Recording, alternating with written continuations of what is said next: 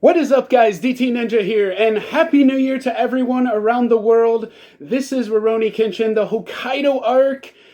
Best moments of the year, best moments of 2020 for Kenshin. Kenshin has had a great year, and it marked actually the 25th year anniversary for Kenshin. This is the special cover from SQ Magazine marking the 25th year anniversary. This was before all the whole chaos with the situation around the world. It was supposed to have an exhibition. It got delayed, but now it's actually going to happen this month in Tokyo Dome City. So yeah, that's going to be very interesting. The 25th year anniversary exhibition. But yeah, there were some great moments. So I want to look back at some of these moments. Before we get to that though, Chapter 31 discussion will be coming soon as well. And Chapter 32 will be coming on Monday. So in Japan, SQ Magazine will be released on Monday. So there will be updates from the latest chapter coming soon. Yeah. And also, there was a special interview with Takeru Sato, who plays Kenshin in the live-action films, and the director Otomo Keiichi, and they talked about, the process of making the film and the difficulties they faced. There were some interesting things in that interview as well, such as the actual final and the beginning movies being original works. So they're not actually following the manga specifically, and that the author has praised their efforts. So he saw the films and liked them very much. So that's very interesting. If you guys want to check out that interview, I left the link in the description. So definitely check that out. If you guys want to learn more about what was said, you guys can check out my page, DT Ninja 831 on Facebook. I've posted some part of the script as well as some of the questions they posed. All right, let's get to the actual video, the main part. So, best moments of 2020. Okay, so this goes from chapter 21 to chapter 31. So 21 to 31, these are all in 2020. So the very first one is Kenshin on a horse. Okay, this was a very interesting one because we actually get to see the traveling of Kenshin and, the group of Kenshin actually going to somewhere else. So last year, the whole time was mostly either near Kabato or Hakodate. But now we're going to another place, which is actually Utaro, which I've actually been to, which is also interesting. So, very interesting stuff. And also, we get to see the actual, horse in action. We actually see Kenshin riding the horse. So that was really cool. So I'm going to share that scene with you guys. This is what I'm talking about. You guys can see the actual scene of them actually traveling to Utaro. Very interesting.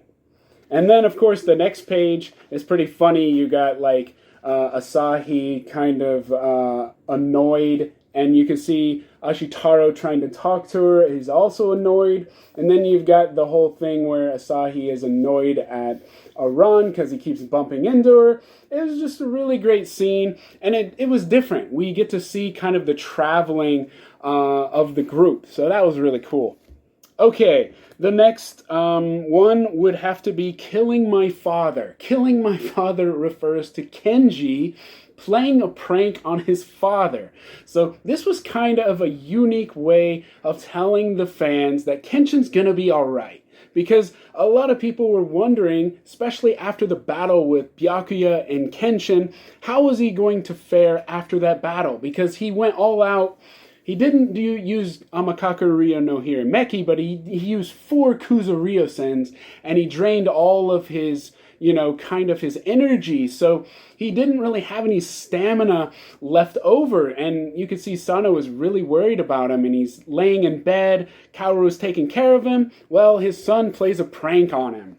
And it's pretty funny. So the way the author tells us is this. So basically, he notices that, Kaoru is taking care, his mother is taking care of Kenshin, so he's like, okay, I'll use the same thing. But instead he puts the hot rag over his face. So he's basically suffocating there. You can see the kids, their eyes are like in disbelief. And then look at that smile on his face. Like, he's just like enjoying himself. Pretty savage. And then, of course, when Kaoru and Sanosuke get back home, look at their faces. They're like, what the hell? And of course, Sano's reaction, who's trying to kill him? So that was really great. That was a great scene. And it went from a really funny scene, but it's also serious. Kenshin, was in a serious situation, but they made it into kind of a joke, a prank to relieve the fans. So I like that. That was very interesting. Yeah. Okay, the next thing. Ashitaro provokes some of the Shuei Syndicate Yakuza. So this is in Utaro. So in the magazine for SQ, the 25th year anniversary cover, chapter 23 is shown. And in this chapter, they show up in Utaro. They're surrounded by swords. Anyway, these Yakuza over here, they're basically fighting each other. And Ashitaro decides, why not just try to provoke them? He says, what are you guys doing, bumping into each other? You call that a fight? Why don't you hit each other? So he's like, what are you trying to do? Start a fight? And he's like, you bet I am. You bet I am. And he's basically swinging at him. And then you can see Asahi's like holding him back. Iren here is praying, and he's kind of like apologetic to Kenshin. He's like, forgive him. He's stupid. He doesn't know what he's doing. Kenshin's like, step back. I got this. And then what's interesting about this, it goes from a funny scene, and then we get Sonosuke actually steps in for Kenshin, and he's like, wait a minute, Kenshin, you don't need to handle this. This guy's a nobody. Let me handle this. And this goes back to the actual promise he made to Kaoru to make sure that he doesn't overdo it and, go over his limit for his stamina. So I found that very interesting scene, and also it's pretty funny. Okay, the next thing. Konryu's ultimatum. Konryu's ultimatum. So Konryu is revealed in this arc that he is, he's in Utaro. He's in Utaro. So apparently he was in Kabato prison. He kind of broke out after the Kinkaku Heki attacked. He found his way to Utaro, and he's selling swords by the name of Gato-san. He finds a boy by the name of Iren who tracks him down, and he finds him quite interesting. He notices that he's very different from Kenshin. He doesn't really understand why he's with him, so he tries to help him out. Eventually, he was able to track down the base of the Kinkaku Heki, and they go into the base. So the reason is kind of selfish. So Konryu basically says that they were the ones that hired me to sell the swords. I created this seal that says this is my name, and this is mine. This is me, my property. But then the Kinkaku Heki have stolen his property, that seal, and now they're using it for smuggling weapons, creating chaos all around Utaro. So now he's upset. He's like, that's like, I'm a part of you, and I'm not a part of you. And he's very adamant, he's very passionate about this. He goes in, steals a rifle, points it towards the enemy, and he's like, give me back my name. Give me back the seal. Give me back my identity. Which is very interesting because if you think about it, Konryu is the scumbag merchant. We all know this from the original. But it's like he's a new character. He's like a new person. So I like this idea of Konryu actually passionate about this and, trying to change for the better. It was very interesting. Although it was very selfish because he told Kenshin, don't go into the syndicate just swinging your sword. Use your brain. Use your head. But here he goes on the same thing and he basically goes off his emotions as well. So it's kind of like contradicting himself. But I did like the whole scene. And Honda's reveal was also very interesting. So that's in chapter 29, by the way. Okay, the next one, Kenshin and Konryu's reunion. Because this one, like I said, he was alias. His name is Gato-san. He's selling swords. But in chapter 25, we actually see him. So this is where he's revealed. He's just sitting on the couch, and you can see Kenshin and Konryus' faces when they realize that they're both in the same room. They're like, what the hell are you doing here in Utaro? And the same goes for Kenshin and, so it was really awesome. It was awesome to see. It was really funny, too, because that's the last person I thought Gato-san was. I was like, it would be really funny if, Konryu was him, and then it turns out to be him. So that also made the reveal more interesting, I think. Yeah. Okay. Next thing, Ono's reveal of brilliance, or sekiriki. This is the whole suppression of bloodstream, and he's grinding his teeth, his eyes basically go red, you have blood coming out of them. It's really cool looking, and it's really, really powerful. It strengthens your normal strength, and he uses Reibusho, which is the splitting axe fist, with it. This is part of the battle with Ono and Sono. So originally, Ono is supposed to take out Konryu. Konryu is basically useless now, so he's supposed to take him out. But guess what? Sono and Kenshin protect Konryu, so Sono takes on Ono instead. So in chapter 28, we see this fight, and here is the fight where they're fighting each other. And then, like I said, in chapter 28, we actually see the actual move of sekiriki. So I'm about to show that. So first, he basically exposes him and breaks his sword, but his sword is not his own power. This is sekiriki right here, where he grinds his teeth, and you can see his eyes basically go blood red, and blood coming out of them. And what's crazy about this technique, it's very powerful. You can see Sanosuke almost looks like he's finished. But it's very damaging, and I just like the whole aspect of it, and just the way it looked was really cool. It was really interesting. So yeah. Okay, the next thing has to be Yaiko's wish or demand to Utaro. So Utaro is the rival of Yaiko in the original. You remember the one who loses his ability to use the sword because of, I think his name is Raijuta, basically severed the the membrane, kind of the nerve endings in his wrist, so he can never use a sword. What's interesting about this, Yaiko has a wish that when he returns from Germany, that he wants Utaro to be alongside him and teach Kenjutsu. Now, we don't actually know this because it is a hidden thing. So, in the final chapter of Kenshin, this is chapter 256, I believe. You can look it up. It's where Kenshin fights Yaiko on his 15th birthday. Okay, so this nameplate over here, right here, that's the master. Then this is the assistant master.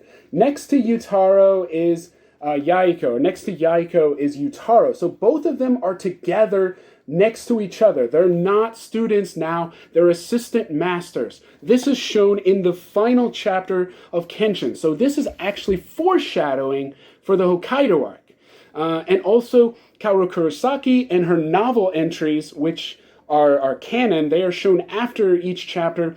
She mentions that Yaiko's wish was also to have Utaro beside him as a Kenjutsu teacher. So in chapter 21, we see him making demands on Utaro. You're going to be in this tournament. I'm going to teach you one-handed sword techniques. You're going to be fighting, and I'm going to be your teacher. So that was very interesting. But also Utaro doesn't want him as a teacher. He hates him. But anyways, it's a very interesting dynamic, and also the whole thing with Utaro kind of pestering Tsubame, like, why are you living here with Yaiko? It's got to be difficult. Why don't you live at my mansion?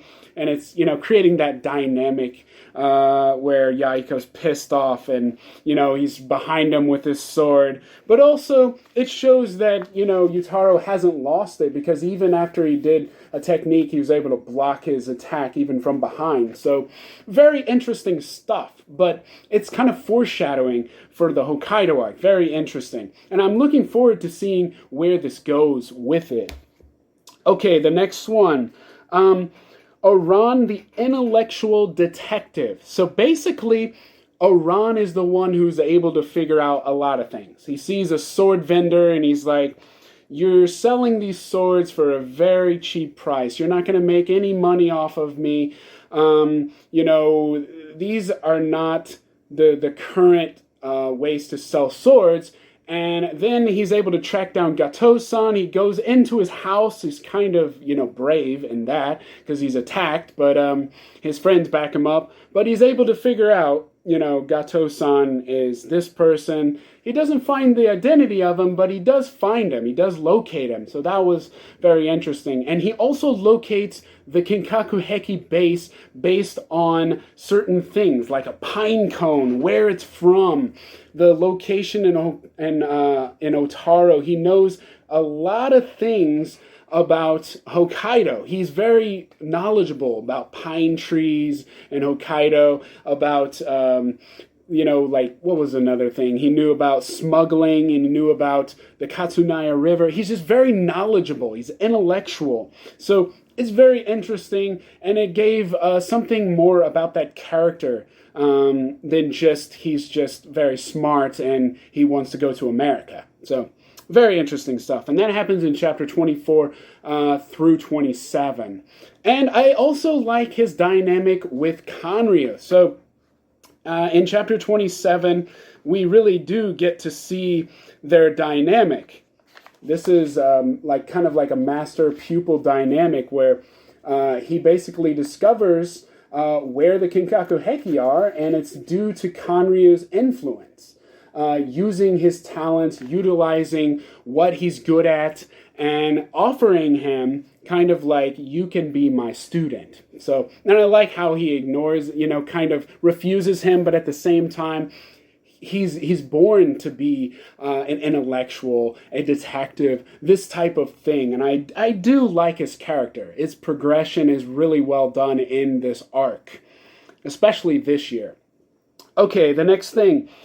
Sono's promise to Kaoru. This happens in chapter 21. Chapter 21 is the one where obviously Sono and Kaoru are having a talk. This is where the prank is pulled on Kenshin. At the same time, Kaoru and Sono are talking to each other. So in this chapter, we see Sono talking serious with Kaoru, and specifically about Kenshin's condition. And the interesting thing about this is that Kaoru understands that Kenshin might not be able to function at full power for very long. She's worried. Sono promises her that he's not going to allow him to go overboard. He's going to be there to be that extra strength, to show what he's learned in the past 5 years. And I love this. And it goes back to chapter 10, which is the part where we see where Sanosuke is talking about Kaoru and Kenshin's kind of relationship, Kenshin's condition as well. So we get kind of like a go back to that, and it reflects back to that. And I feel like this scene was telling us, in Sono's words, that he's going to be the one to prevent Kenshin from using too much strength and go overboard and die in battle. Sono's going to do everything he can to prevent that from happening. And that's his promise to Kaoru.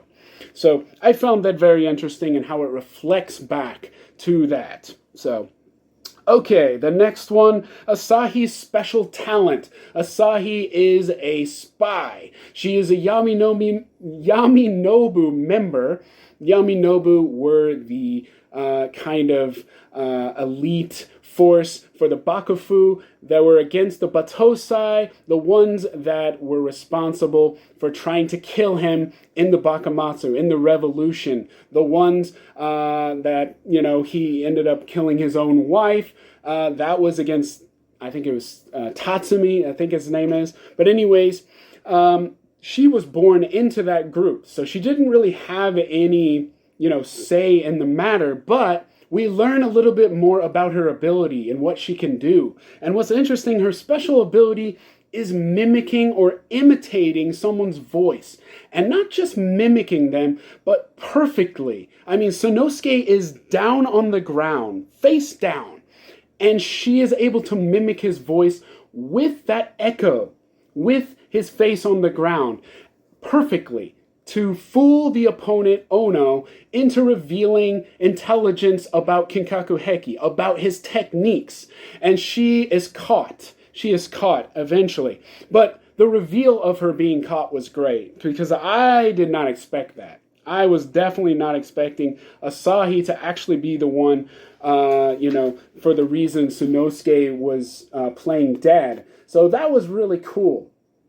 And like fooling a powerful enemy like Ono was it was great. It was great. And also this could be the reason why Ono is also targeted later, because he reveals things about Kinkaku Heki, and those wires on the outside are relayed back to his commander, which he can hear what's going on. So he probably knows that he's betrayed the Kinkaku Heki by giving out information. But yeah, that was very interesting. And also it just gives her a little bit more depth of a character. Good stuff.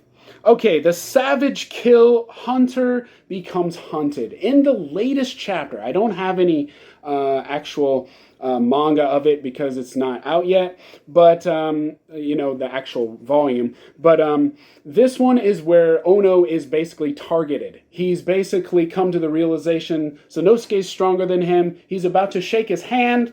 And right as he's about to do it, this wire comes around and severs his whole arm, his hand off. Severs it off so he can't shake his hand. Now, the first time I saw this scan, I thought it was just one arm or his hand, but no. He severs his hand here and his entire arm here. So literally, he has nothing to shake his hand with. And so his commander mocks him and Sonosuke. Oh, that's too bad. You can't shake hands now. That's because he severed his entire arm off and cut his hand off. So literally, in the next scene where he's shown doing the Reibu show, his hand looks like it's attacking. It's actually falling off. So it's actually cut off. But it looks like it's attached. But when you see it in color, it's crazy. It's pretty crazy seeing it. And of course, this is pretty much his death. This is his death. Of course, he's dying at the moment, but that was really crazy. And that was something in the last chapter that was really shocking